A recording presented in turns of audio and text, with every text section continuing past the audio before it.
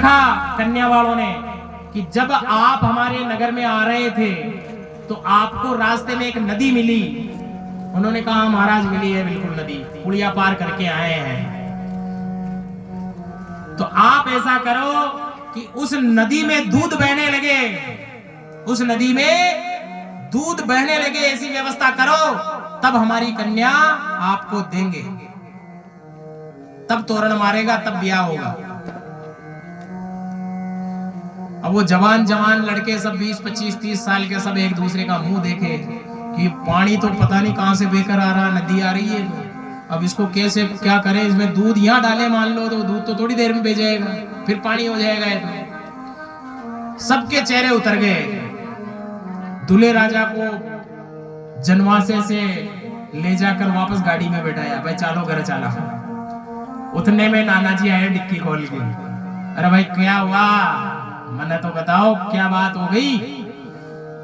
बोले नाना जी कोई बात नहीं हुई, तुम तो बैठो घर चलेंगे। अब कब बीननी कटा है, कब बीननी नहीं है, ऐसे कैसे नहीं है बीननी, तो लेर चाल से बारात कदे हमारी गई की आज दिन तक कि क्या बात हुई। कि बात ये हुई नाना जी, वो कह रहे हैं कि जिस नदी में पानी बह रहा है उसमें दूध बहना चाहिए, तब हम हमारी कन्या आपको देंगे। नाना जी ने कहा पागलों, इतनी सी बात में तुम छोरे को कुंवारा रखोगे क्या?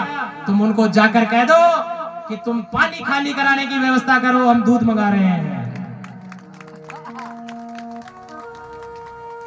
तुम पानी को खाली कराने की व्यवस्था करो, हम दूध मंगवा रहे हैं। तो यह है बूढ़े आदमी का कमाल। अब वो जवाना का चक्कर में तो छोड़ो, आप लोग कमारो रह जाते हो।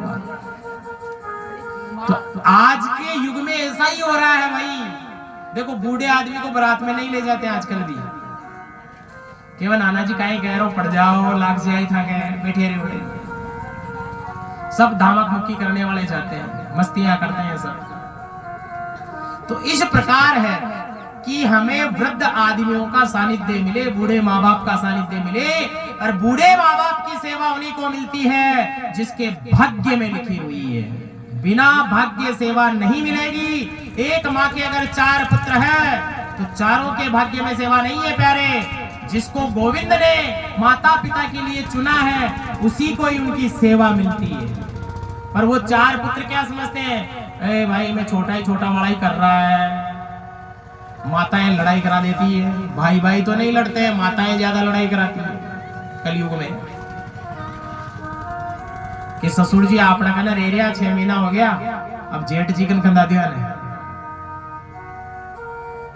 पिताजी को भी बांट दिया है, 3 महीने मेरे पास, 3 महीने उसके पास, 3 महीने उसके पास। नहीं, अरे ये विचार करो कि भगवान ने ये प्रसाद केवल हमें दिया है, इसलिए उसको प्रसाद समझो और उनकी सेवा करो, क्योंकि बिना भाग्य के सेवा आपको प्राप्त नहीं हो सकती।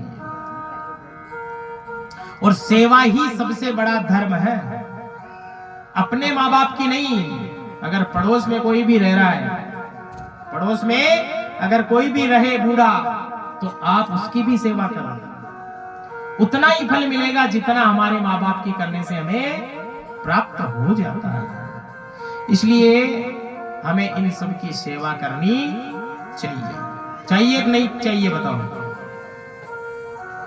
कहते हैं ना भाई, सेवा करने से क्या मिलेगा? मेवा मिलेगा। पर आज के लोग कहते हैं महाराज वो तो कहीं दिख ही नहीं रहा, मिलेगा कहां? तो इसलिए हम जितनी सेवा करेंगे उतना ही मेवा हमें प्राप्त होगा।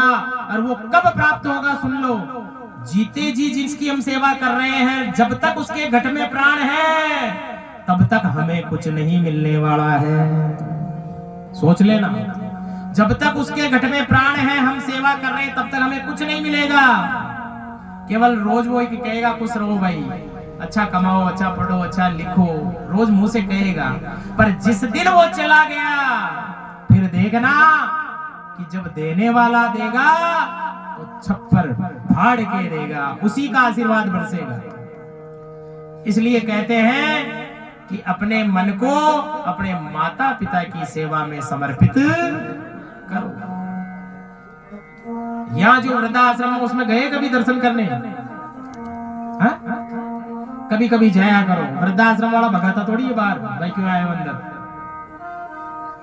जब आपको समय मिले ना, तब उन माताओं से 2 मिनट बात करने जाया करो। उनके दिल की बात समझो, उनका भाव समझो, और कुछ देर के लिए तो उस माता की जगह अपने आप को रखकर देखो, क्या भाव प्रकट हो जाता है। इसलिए शास्त्र यही कहता है प्यारे कि माता पिता से बढ़कर के इस जग में और कोई भी नहीं, इस जग में और कोई नहीं है, केवल और केवल माता पिता है। अगर धन दे देंगे तो धन तो खर्च हो जाएगा। किसी के माता पिता किसी को 10 बीघा जमीन दे गए, किसी को सोना चांदी दे गए, सोना चांदी भी खत्म हो जाएगा, जमीन जायदाद भी खत्म हो जाती है।